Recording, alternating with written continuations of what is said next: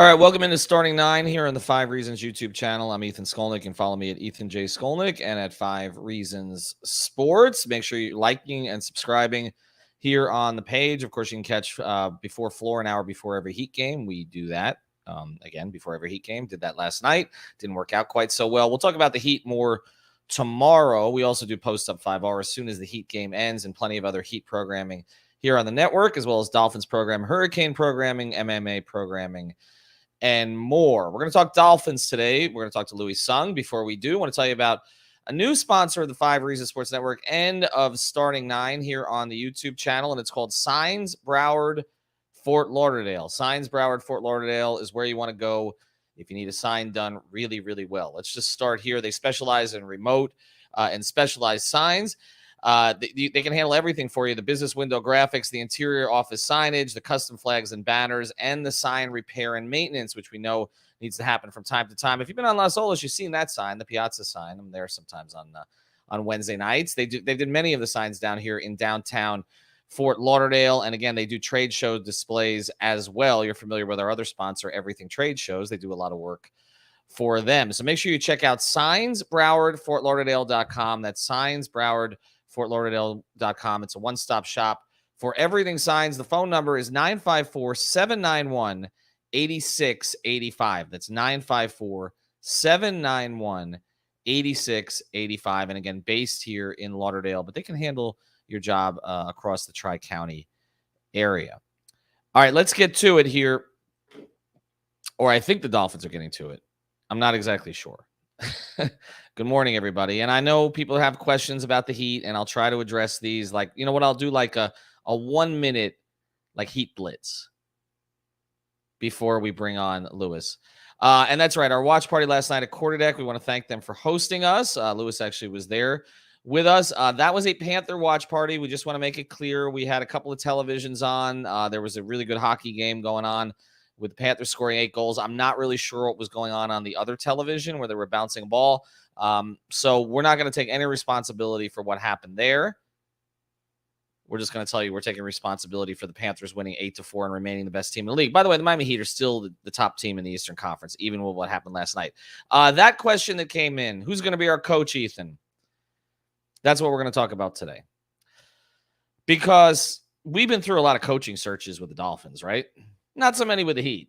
I mean, there never really was a coaching search with the Heat. Like, there's never been one since Pat Riley arrived, right? Like, he was the head coach because he was also the team president. And if you listen to our podcast with Chris Herring, he talked about that, about how Riley kind of set this up to come down to Miami and that he wanted to do it for quite a while.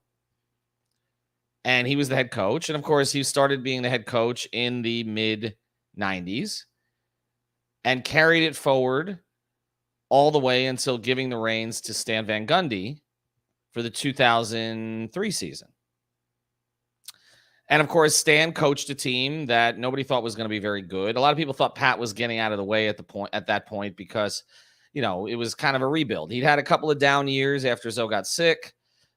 They brought in, Caron Butler, but they didn't win a whole lot. And then, they had that one team that had all like the guys that you wouldn't remember played for the Heat, like Travis Best and Jimmy Jackson and Cedric Ceballos, a bunch of veterans on short-term deals that were just, trying to get noticed again. That didn't work out very well either. So Stan took over in 2003.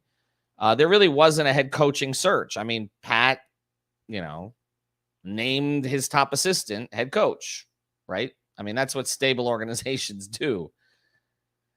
So he named his top assistant head coach. And, of course, Stan rallied from 0-7 to the second round of the playoffs.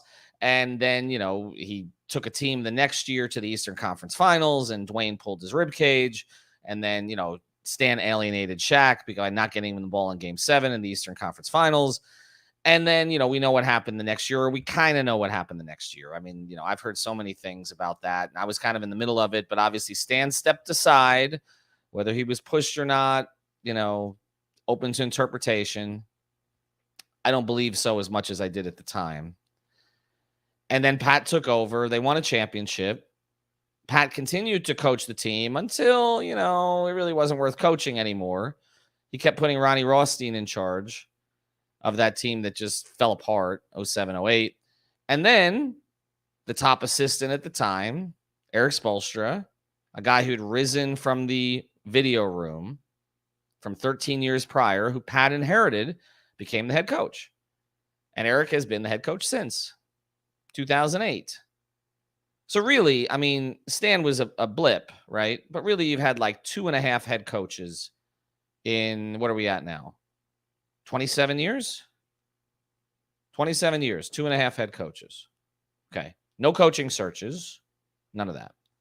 Now, the other 3 teams in town, the pro teams, I'm not going to include the Hurricanes in this, but certainly they're guilty of it as well. They've gone through a ton of coaches, right? And a ton of coaches searches. I mean, the Marlins, their managers. I mean, Don Mattingly's actually been there quite a long time at this stage. Jack McKeon had a pretty long run. Jim Leland had a reasonably long run. It would have been longer if they hadn't gutted the team.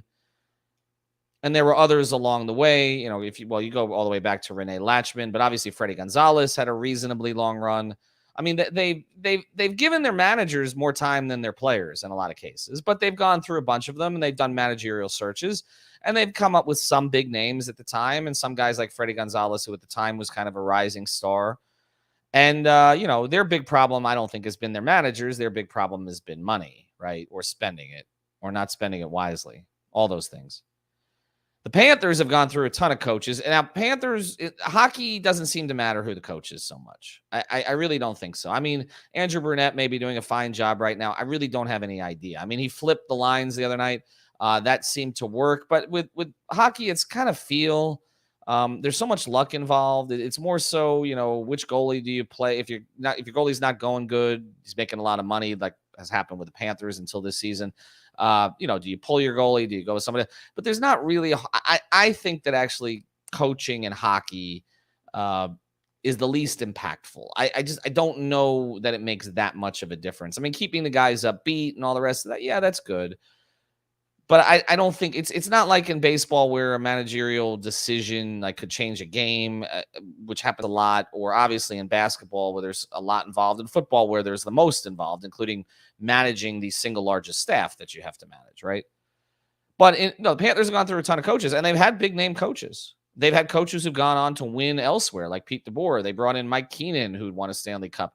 I mean, there's a long line of coaches. I mean, Joel Quenneville, was a team builder and a Stanley Cup champion in Chicago, who actually was doing kind of the same thing here, but then obviously got tripped up by that scandal that popped up from 10 years ago. I don't know how much it matters, but the Panthers have gone through a bunch of coaches. It doesn't get the kind of scrutiny that obviously the NBA or the NFL do. And then you get to the Dolphins. And I think this is why Dolphins fans are panicked, all right? And I don't know that they necessarily should be panicked, because I don't know that the length of a coaching search really is indicative of how the coaching search ended up going, okay? There are factors involved. Sometimes it has to do with agents. Sometimes it has to do with whether a guy is available or not to talk to. Sometimes it has to do with kind of, I don't know, being a little bit secretive so another team that's interested in the coach doesn't go after the same coach. There's a lot that's involved here. And then obviously there's even more involved when the owner, has sort of openly coveted a coach who coaches at his alma mater, who he seems to, which is a school he seems to care about more than he cares about his professional football team. And he doesn't want to be viewed as the guy responsible for taking him away from his alma mater, because he already, is not the most popular person in the sports world.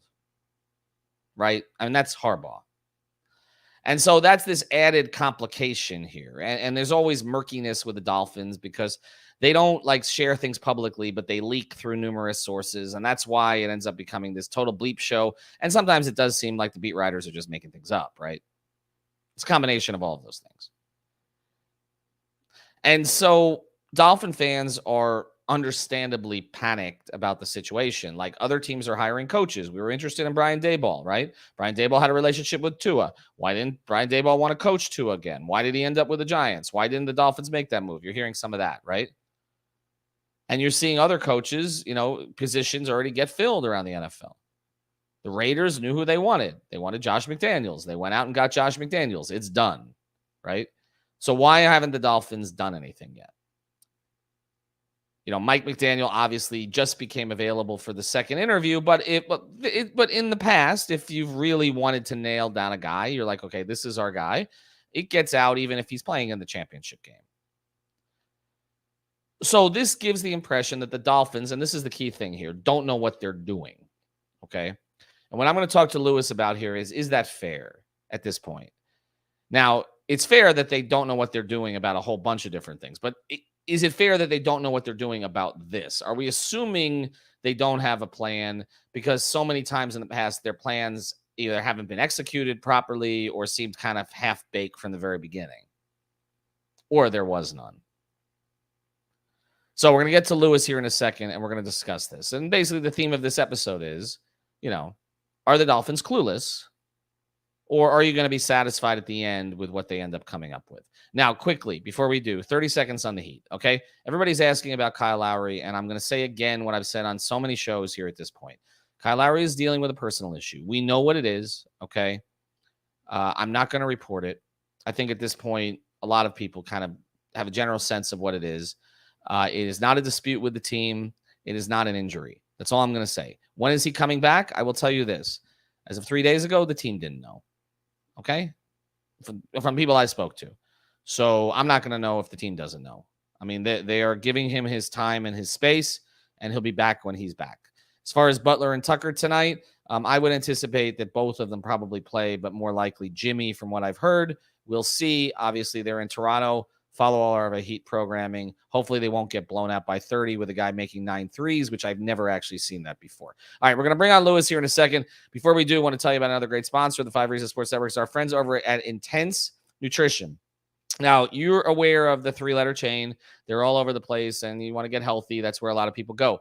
But you want personalized service, right? You want somebody who knows you, and you don't want to go somewhere where they're just sort of trying to sell you whatever it is the corporate has told them that they should push on you, because we know that that's what happens in the national chains, right? They send out these missives, sell this, we need to get rid of this one, okay? Well, you don't want something that they need to get rid of, okay? You want to go to a place where they're going to take care of your needs. They're going to work with you directly. That is our friends over at Intense Nutrition. It's one shop. It's in Coral Springs, okay? It's on University Drive, all right?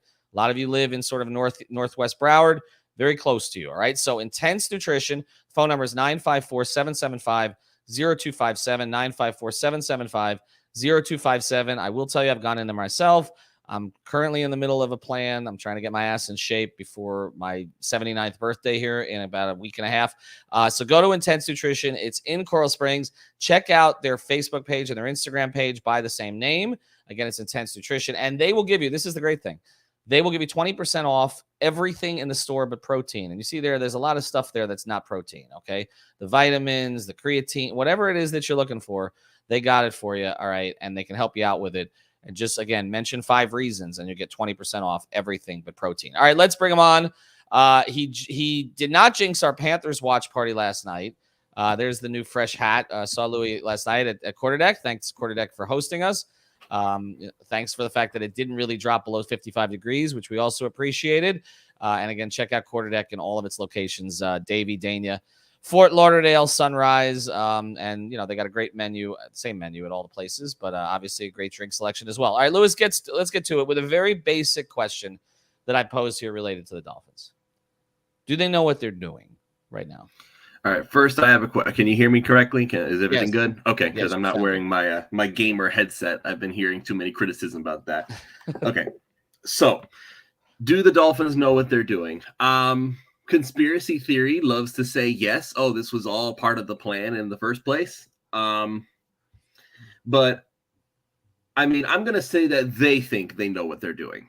Okay. That's what I think. I think they know what they're doing. And we on the outside looking in are looking at all these other teams doing what they're doing and thinking, okay, the Dolphins are just kind of taking a step back. They don't particularly seem to be in a rush, which is not necessarily a bad thing. See, This is the thing when it comes to the candidates that are available. The only one that they're really interviewing that has any sort of experience, well, I'll take it back. They interviewed Vance Joseph, right? Right. So he has experience, 2 years, but still that's experience nonetheless. But the only one that they're looking at reportedly, not officially, is Jim Harbaugh. Mm-hmm. And the thing with Harbaugh, once again, is that Jim Harbaugh already told the Dolphins no 11 years ago. Right. What would change now, 11 years later, that suddenly Harbaugh is like, you know what? Now's the time to join the Miami Dolphins. That's the part of it that just kind of throws me off. That's the kind of thing that makes me feel a little more like he's not quite a fit for the franchise. Not even that he's not a good coach. He is a very good coach. His record speaks for itself. But is he a fit for Miami? Mm-hmm. And that's the problem. Cap for Life in the super chat says, go get Harbaugh and stop making simple, difficult. See, and you know what, though? It's that But it is difficult, Lewis, right? That's the thing, right? To a certain degree. I mean, it is difficult because, number one, your franchise is not the same as every other franchise. The only thing that I could think of is if you're so desperate to get your coach, and I'm not 100% privy on how paying coaches work. Like, is there any sort of upper limit that you can pay a coach? No, there's no salary cap on coaches. That's where teams try to get ahead is by hiring coaches because they can do that above the cap. So the only thing that I can think of really is if somebody like grabbed Ross by the shoulders, shook him up and said, listen, give Harbaugh a blank check and tell him I will pay you the moon if you just But I go don't to think Miami. it's money, though. See, Lewis, and that's the thing. See, I don't think it's money, Lewis. I think with Harbaugh, it honestly, I think a bigger impediment. Well, there's a couple impediments. Okay, one is the fact that I'm sure that Ross doesn't want to get spurned again publicly because it looks terrible. I mean, again, it's the head coach of your alma mater. He already spurned you once when, may he rest in peace. Tony Sperano was left at home and Jeff Ireland, gets on a plane with you and everybody's tracking your plane. And again, we're going back now like a decade, okay, more than a decade, right? I mean, that's how long it's been that this has been going on. So there's one, is just not being embarrassed. I mean, Steve Ross has been embarrassed enough in sort of trying to manage this football team. But I also think it's what he kind of has said.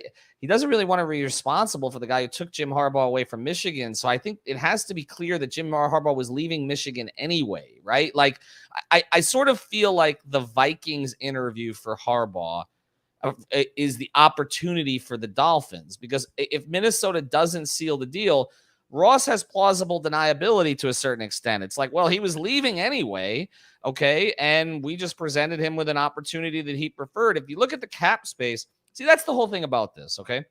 The Dolphins should be a more attractive situation than these other situations, if not for Steve Ross. Like, that's the whole thing. Like, they should be, because they have the most. I mean, give Chris Grier for grief for whatever you want, and there's plenty to do it for. There is a lot of cap space available for this team. They play obviously in an attractive market. There's no state tax when you pay. Ross will pay, okay? And there is obviously talent on this defense that is signed and intact, and I think trusted at this point. This should be a really attractive job, Lewis, if it wasn't the Dolphins run by Steve Ross, I would think. Steve Ross, he's doing this thing again where a lot of, he's been this ever since he's gotten here, is this idea of, it's not my fault, I didn't do anything wrong, it's just that other people. This is the same thing that Chris Grier has done to make sure that he avoid the plausible deniability. Like you said, Chris Grier always was able to blame it on someone else. He was able to blame it on Adam Gase. He was the jerk. Nobody likes him. And then Brian Flores, he signs with Flores. Grier is able to say that, oh, well, Flores wanted this guy and Flores wanted this guy. And like, listen, I tried to make it work. He didn't want to make it work. And so now he's gone again. So Flores is gone. So Chris Grier now, see, this is the thing about the GM argument that I don't agree with, because simply put, Chris Grier, aside from the coaches having to play nice, whatever the heck that means, Grier has never been a power-hungry dude. He's never acted as a power-hungry dude. He was always able to get his groceries. No, but that's the thing about Chris Grier, is that I feel like he's been here, and he has been here for almost 2 decades, and I don't really think anybody knows much about him other than he tends to go along behind the scenes. Like, I don't, right, because he doesn't. I mean, he speaks to the media not at all, infrequently, if at all. Okay. I mean, I don't think that most, unless you're a serious Dolphin fan, like if Chris Grier walked down the street, like you wouldn't know who he was. Like he doesn't project. So he doesn't project as a power hungry person. He tends to be the guy who goes along, gets along. Right. So that's one of the reasons why it seems like he has stayed here forever.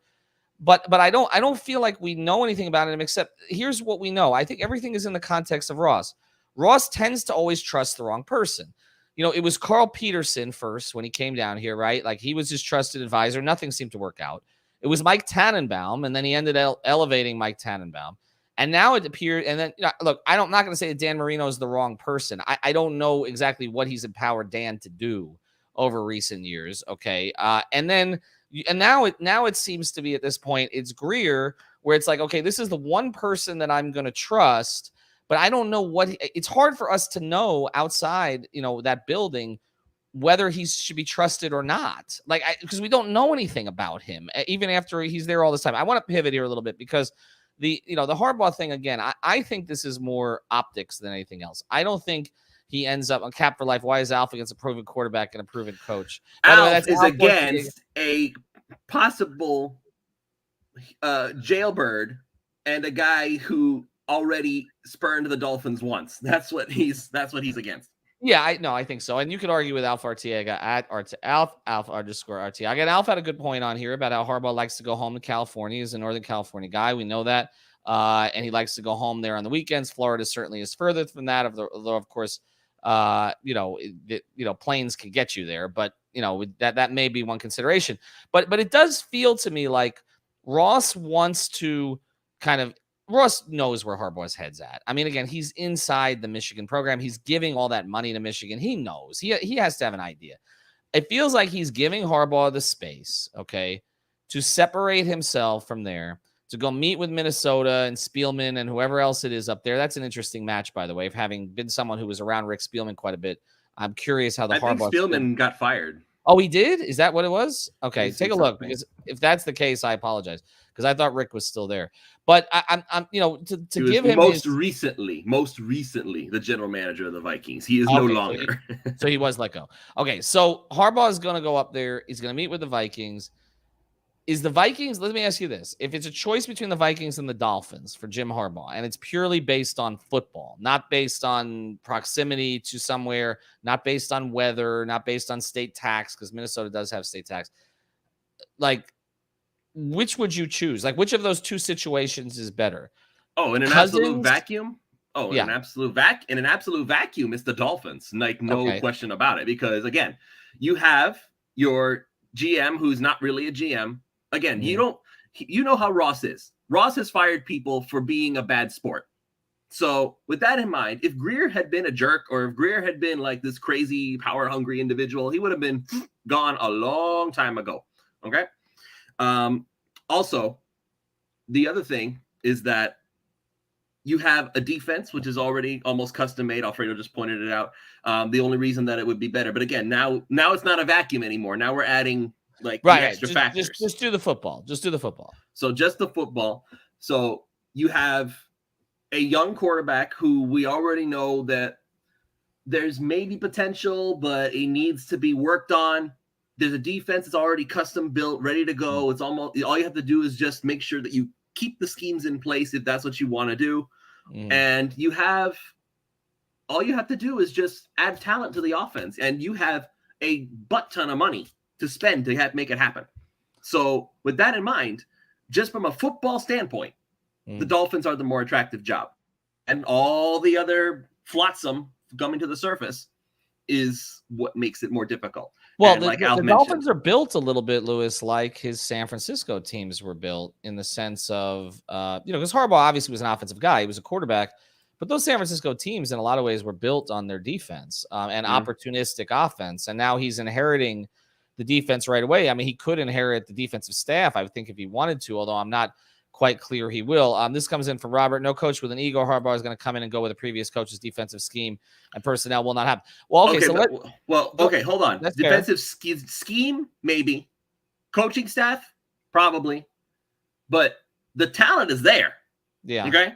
No coach in their right mind is going to look at Xavier Howard, Byron Jones, Javon Holland, a rookie superstar in Javon Holland, right? Emmanuel Ogbah, Jalen Phillips, and they're going to look at that and say, you know what? This team is garbage, man. Like, this defense is awful. They're not going to do that. There's no way. Maybe they'll change the scheme, but there's not going to be much change on the fly. That talent can fit into a lot of schemes. That's the other thing. We'll read Cap's comment here in a second, but that talent can feed into a lot of schemes, in the sense of, like, Xavier Howard can play in any defense. Okay. It doesn't matter what the scheme is. Okay. Javon Holland can play in any defense. These aren't the Dolphins defensive players are not built for just one scheme. Okay. I feel like that they can play multiple ways. I think Flores' issue this year was he didn't let them play the way he let them play the previous year until it was too late, until they were already 1-7, and then he kind of let them loose. These are defensive players who like to play an aggressive style, but I don't think necessarily it's a scheme issue. Throw that one up from Cap here, and we'll read this one as we go forward. Manny Chang is our producer today. If Aaron Rodgers leaves to Denver, we regret not taking advantage of this opportunity. Boss man, Minnesota is stacked. Minnesota has talent. There's no question Minnesota has talent, but Minnesota in some ways has been held back by what they were paying their quarterback. Now and I think that's affected kind of a lot of the rest of the roster, but Minnesota has talent. I don't think anybody's questioned whether Minnesota has talent. I think there was also a question of whether or not it had been coached as well as it needed to be coached, which is why he was gone, which is why they're making a change. But let's go back to the Tua question here because you mentioned it. A quarterback who has shown something, but, needs some work. Okay. If Jim Harbaugh comes to Miami, if Brian Daboll had come to Miami, I think we all made the assumption, okay, he's coached Tua before. He's coming here in part because he's comfortable with Tua. He's going to get Tua to a certain level. All right. And we're going to get to see what Tua is or is not, because he's going to be coached by a guy that is familiar with him, and they're catering to Tua here. I think if we look at Mike McDaniel, we'd say, okay, he just coached Jimmy Garoppolo to the NFC Championship game. We saw the max level of Jimmy Garoppolo. I think we know what it is at this stage. Okay. He's good enough to win with. He's similar to a Jay Fiedler type in the sense that he's good enough to win with to a certain point with the defense. Maybe he's a little bit better than that, but obviously he's not going to be a guy who carries you. Right. So I think if we looked at Mike McDaniel, we would say if he came here to Miami, that he saw something in Tua that was at least good enough to win with. Which presumably, because I know I brought it up at the quarter deck last night, and we were able to kind of poke fun at Jordan a little bit, but Jordan Schultz. But he basically tweeted out that McDaniel's second interview lasted a good portion of the day, and he talked about how, again, this is all reportedly, we're not in the room, but reportedly it was that he raved about how he can make Tua blossom and how he's going to unlock Tua's full potential, and that he absolutely 100% believes that he can win with Tua Tagovailoa. So either that is Adam Gase level arrogance, or he actually has a plan in mind. Well, I hope it's the latter, because, with Gase, though, but it always felt to me like Tannehill was kind of forced on Gase to a degree. I don't know that it was just. Well, Gase said that he could fix Tannehill too. So. Well, he did. No, that's true. There is a similarity. But let's pivot to the Harbaugh thing then. Okay, so if McDaniel comes, he's accepting Tua, and there's a belief that, with his genius, he will somehow unlock something in Tua that others have not been able to unlock. If Harbaugh comes, what do you think is the fate for Tua? Because we know that even in San Francisco, when Harbaugh was there, and I think I had my years right, they had it was Alex Smith and then Kaepernick, right? And he had Alex Smith, who was a guy who was good enough to win with. He was a number 1 overall pick, but Alex was the kind of guy didn't make a ton of mistakes.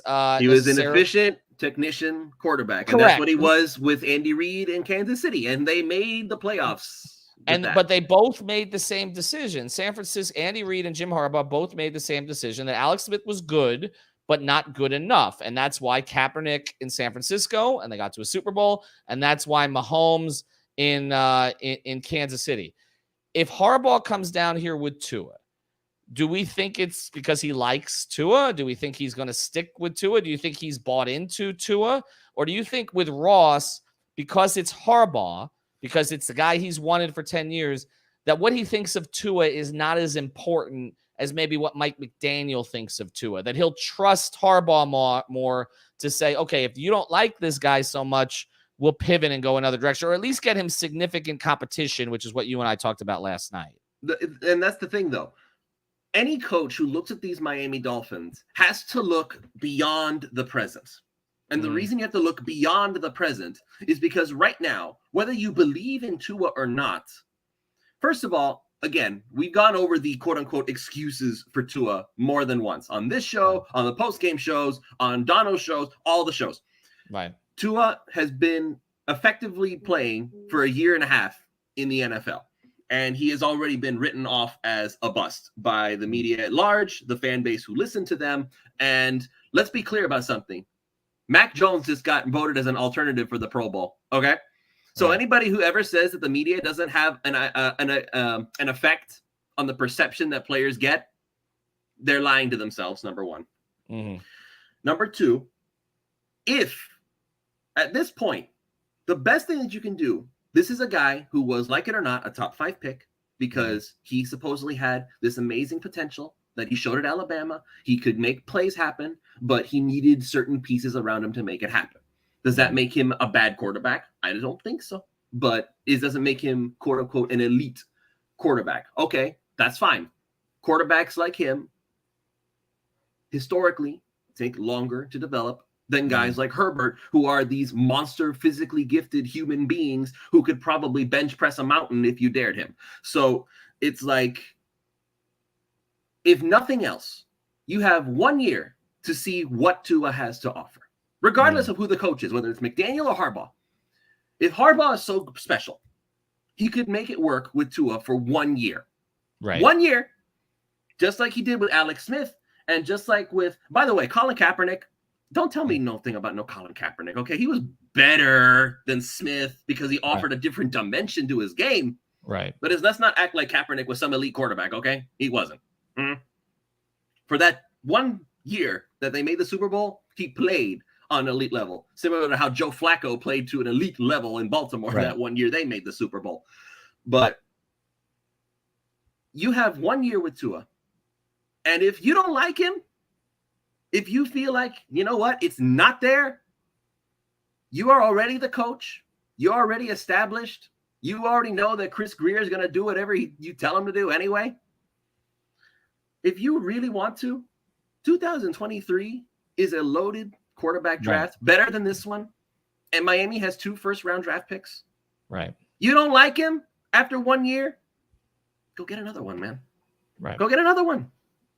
But that's the difference between the two coaches, and I think that's why the Tua thing is affected by where they go here as we close. Because if it's McDaniel, I think that there's going to be more of a feeling of he has to fix him. That's what he's here to do, similar to what we talked about with Gase and Tannehill. I think if it's Harbaugh, it's we trust you to make an evaluation in the 1 year that you have him.